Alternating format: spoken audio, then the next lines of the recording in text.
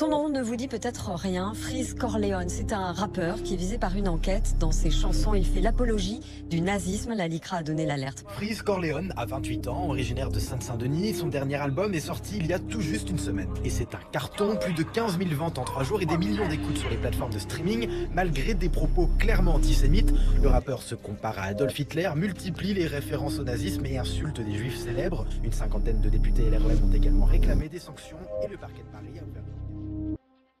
Quand on pense à Freeze Corleone, on pense automatiquement à la drill. S'il a su s'imposer comme le roi de ce courant musical depuis ces dernières années, c'est dû au fait qu'il était déjà là aux prémices de l'apparition de la drill en France en 2016. Freeze m'a dit ah viens on fait un son, il m'a montré un son, je crois que c'était Lil Riz ou je sais plus qui, il m'a dit ça c'est un classique de la drill, viens on refait ça. J'ai refait une prod et tout comme ça, ils ont rappé dessus, c'est pas sorti.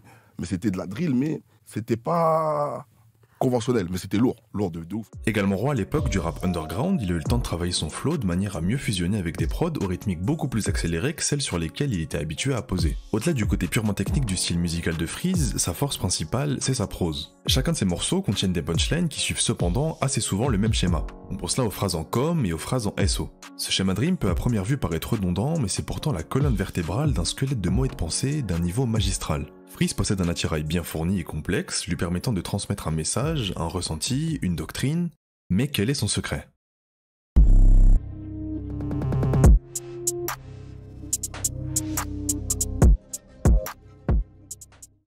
Ce qui fait le charme du rap de Freeze Corleone, c'est l'ambiance sectaire dégagée par lui et son groupe, le 667. Évidemment, depuis l'explosion de sa popularité en 2020, après la sortie de la menace fantôme, l'effet sectaire n'est plus totalement à l'ordre du jour, étant donné qu'une nouvelle communauté s'est construite autour de Freeze, rassemblant tout type d'auditeurs fanatiques, qui ont tendance à abuser des gimmicks du groupe, quitte à entacher l'image sectaire que possédait le 667 à l'époque où le rap était encore considéré comme underground. Malgré l'apport négatif de cette partie minoritaire de la communauté, Freeze et ses apôtres possèdent aujourd'hui plus que jamais l'image d'un cercle fermé. Les feats se font généralement entre membres du crew, même si la tendance semble s'inverser. L'apparition des membres dans les médias est limitée au strict minimum, tout comme leur exposition sur les réseaux sociaux. Tu me verras jamais en entrevue sur Bouscapé ou sur Rappé. Excepté l'apparition de Zouk Meizi chez Click, le 667 a pour la première fois accepté d'apparaître en direct chez Media et les DVM lors d'un DVM show emblématique. Entre nous, on va entre nous dans la caca house. Au pire, on coupe en balle. Déjà, je pense qu'il faut éteindre les lumières. T'es l'entrée, je suis le seul négro qu'il fallait pas laisser rentrer. Non. Ah, pétasse. Et je crache des flammes comme Arcane. Je préfère être accusé d'antisémitisme que de viol comme Gérald Darmanin. J'allume des prods jusqu'à avoir tous les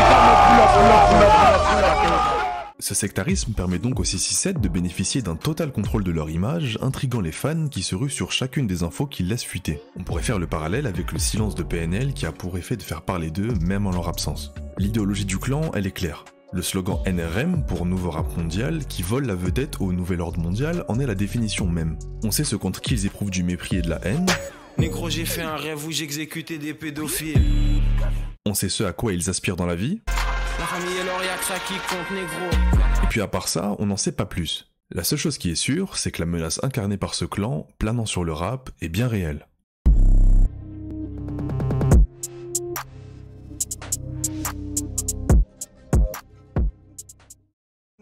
Tête. Argent, sexe, drogue, complot, c'est obsessionnel. Négro, je suis dans le complot. Des détournements de fonds humanitaires. Par les réseaux pédophiles jusqu'au trafic minerais uranifères. Venons-en à la fameuse colonne vertébrale du squelette de mots et de pensée de la prose de Freeze Corleone. Le décor est planté avec le 667 qui se définit grossièrement comme une secte, il est donc logique que ses membres baignent dans des théories du complot à leur tour. Dans les textes de Freeze, on en trouve à chaque projet. SO, Kaki Santana, attentat à chaque date dans l'agenda. C'est d'ailleurs dans la nuit du 11 septembre 2020 qu'il dévoilera son projet La Menace Fantôme en référence à la date de l'attentat des tours jumelles du World Trade Center le 11 septembre 2001. Attentat à l'origine d'énormes théories du complot. Chaîne Laden dans le complot depuis les 2 tours. J'arrive dans le rap, j'ai comme un vol commercial détourné pour percuter vos tours. C'est pas la première fois qu'il sort un projet à une date faisant référence à un attentat. Son projet Vieille Merde Volume 2 sort le 8 janvier 2016, un jour après les 1 an de l'attentat de Charlie Hebdo. Projet Bluebeam sortira lui le 13 novembre 2018, 3 ans après les attentats de Paris. Enfin, les projets FDT, THC et l'attaque des clones ont pour date de sortie le 11 septembre. Afin de vous illustrer son obsession vis-à-vis du complotisme, voici une petite compilation des plus grosses théories du complot auxquelles Freeze fait référence dans ses 4 derniers projets. Séisme artificiel, contrôle de météo, chaîne Xen, je suis comme Arc. Le projet HAARP, c'est un programme de recherche scientifique américain des années 90. Il était principalement axé sur une région de l'atmosphère de la Terre en utilisant des ondes radioélectriques à haute fréquence. Le but de HAARP était de mieux comprendre la nature et ses effets sur les communications radio, la navigation et d'autres systèmes électroniques. Cependant, au fil du temps, le projet HAARP a suscité diverses théories du complot au point que certains conspirationnistes ont prétendu que HAARP avait la capacité de manipuler le climat en utilisant des ondes radioélectriques pour déclencher des catastrophes naturelles comme des ouragans ou des tremblements de terre.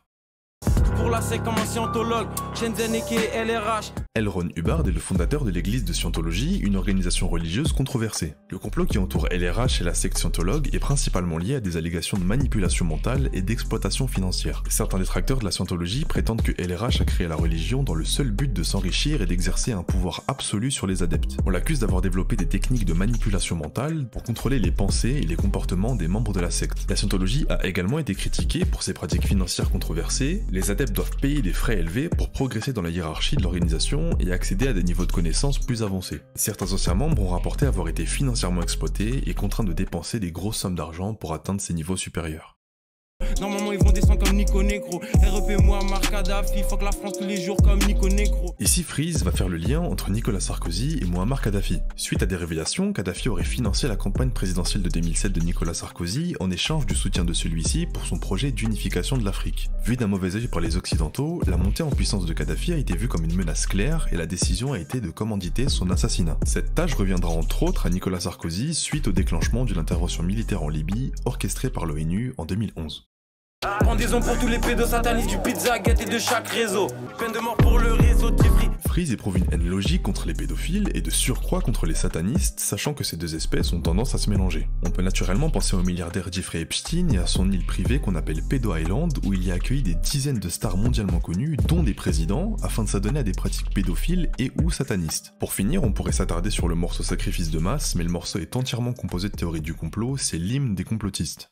Cette obsession pour le complotisme, on sait pas vraiment d'où elle vient, si ce n'est que sa mère est professeure d'histoire et que la source des théories du complot viennent de faits historiques majeurs. On ne peut se défaire de l'impression qu'on a d'un Freeze Corleone venu en mission, mais de quelle mission on parle? Pour répondre à cette question, l'un de ses pseudonymes Shenzhen m'a fait faire le parallèle avec le personnage du même nom dans le film de Bruce Lee, La Fureur de vaincre. Dans ce film, on y raconte l'histoire de Shenzhen, un pratiquant de kung-fu qui apprend la mort mystérieuse de son professeur. Shenzhen va alors se plonger dans un profond mutisme, étant impuissant face à ça, tout en intériorisant sa haine, jusqu'au jour où des pratiquants d'une école de kung-fu voisine viendront le provoquer. C'est à ce moment-là qu'il extériorisera sa haine en semant le chaos sur son passage. Il enquêtera ensuite sur la mort de son professeur avant de découvrir que sa mort était en fait un complot visant son professeur, mort empoisonné. C'est en apprenant qu'un complot a eu lieu que Shenzhen partira en guerre contre ses auteurs avant d'y perdre la vie. Je m'explose gratuitement pour la cause gratuitement on s'explose. Freeze Corleone va rallier la cause de Shenzhen. Il est en mission contre les auteurs de complots à l'échelle mondiale et à plus petite échelle face aux rappeurs. Il n'est pas seul dans son combat, il est très bien entouré, cependant on a le droit de se demander, si Freeze se rallie à la cause de Shenzhen,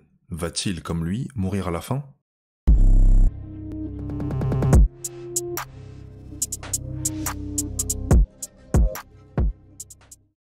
Je me sens comme Obélix sauf que je suis tombé dans la drogue. Aquarium dans la grotte, négro, j'arrive fonce dé dans la prod. Freeze va ici se comparer à Obélix, tombé dans un chaudron et buvant toute la potion magique à l'intérieur, ressortant avec des pouvoirs permanents. Sauf que Freeze, lui, est tombé dans la codéine. Certains ne l'auront peut-être pas remarqué, mais dans la discographie de Freeze, on peut y trouver certains de ses projets où dans leur titre s'est vu ajouter la mention Screwed and Chopped. Ce nom rend hommage à DJ Screw qui était connu pour utiliser cette technique de manière intensive dans ses mixtapes. La particularité de ce mix, c'est qu'elle rend la musique beaucoup plus lente et détendue, de manière à simuler un état de défonce. Ça pue la merde, c'est juste ralenti, je suis dans le lin. Ça me nique les reins, fuck ça tranquille, je suis dans le lin. Certains passages sont même découpés et répétés afin de créer un effet de bégaiement. Le style Screwed and Chopped est souvent associé à la consommation de drogue, en particulier à l'usage du sirop de codéine ou de prométhazine mélangé à des boissons gazeuses qu'on connaît mieux sous le nom de la lean. Prométhazine avec la codéine. Tout ça nourrit une place importante dans les textes de Freeze, le fait de parler de drogue. Il est très rare que Freeze n'aborde pas le sujet au moins une fois dans ses textes, c'est presque un automatisme. Et je m'allume comme si j'avais 6 vies. Shenzhen, j'avance dans le sang. Au moins 3 drogues dans le sang. Il en parle tellement qu'on peut être amené à se demander si Freeze ne va pas un peu loin dans sa consommation personnelle. Les cas de rappeurs morts d'overdose ne manquent pas, il en a déjà d'ailleurs dédicacé. Fuck le lin, REP Mac Miller. Un titre du projet Bluebeam porte le nom de fentanyl, une drogue à la dangerosité jugée extrême. Et il manque pas de le rappeler au début du morceau. J'avais entendu parler d'un truc dingue qui tournait, je m'en suis procuré, et le gars qui me l'a vendu m'a dit, surtout, ne prends pas trop de ce truc. Je me suis injecté ça et je me suis écroulé juste là. Gros terre, fentanyl, je coupe ma merde au fentanyl. Freeze est même allé jusqu'à se justifier en concert qu'il ne prenait pas de fentanyl. Juste, c'est la première fois que je fais le son là sur scène. Pour tous les gens, je prends pas de fentanyl.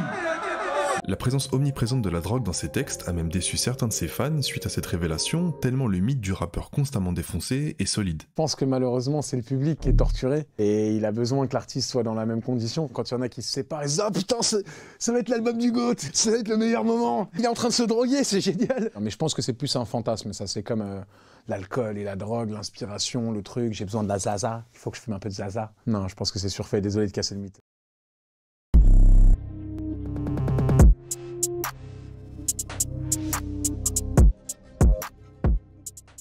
Lors du déjà iconique DVM Show spécial 667, Freeze en a profité pour dévoiler Shafkat, le premier extrait de son prochain album, L'attaque des clones. Comme détaillé tout à l'heure, il reste fidèle à lui-même, le même schéma de rime est utilisé, les thèmes sont similaires, mais la technique est légèrement différente. Le morceau enterre presque l'arc drill de la carrière de Freeze. On va analyser rapidement quelques punchlines présentes dessus.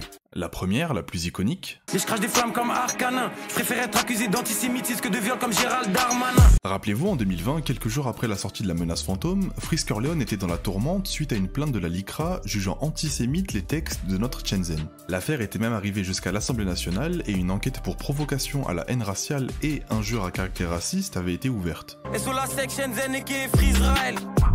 Et apparemment on n'a pas le droit de parler de...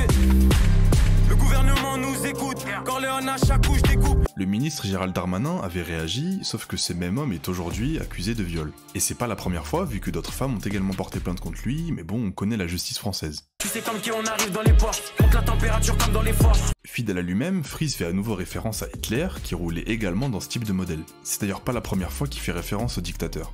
Bientôt tu sais comme qui on va pull up avec les Carrera. La suite de la punchline serait peut-être à nouveau en lien avec Hitler et les... Qui? Ben c'est la communauté que vous connaissez bien. Mon Dieu. Faut plus de briques que chez les Golandes. Faut que la France est qui est pédolente. On a déjà traité le sujet tout à l'heure, Freeze et les pédophiles, ça fait deux, c'est logique. Il va cette fois-ci appuyer l'insulte en mentionnant directement la France, faisant référence à l'inaction de la justice française face aux affaires de pédophilie. Il avait déjà abordé le thème dans son feat avec H. Ce qui lui a vie.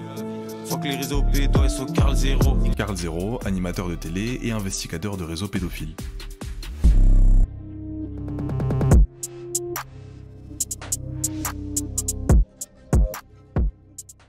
Malgré qu'on ait décortiqué le personnage de Freeze Corleone, qu'on l'ait analysé sous toutes les coutures, le secret lui permettant d'avoir une plume si singulière n'a toujours pas été découvert. Cependant, au début de cette vidéo, on s'est questionné sur la mission qui lui était destinée, et je crois qu'on l'a trouvée. Sa mission ne se résumera pas seulement à démasquer tous les complots, mais bien à démasquer les clones présents dans le rap, et cette mission prendra peut-être fin le 11 septembre 2023.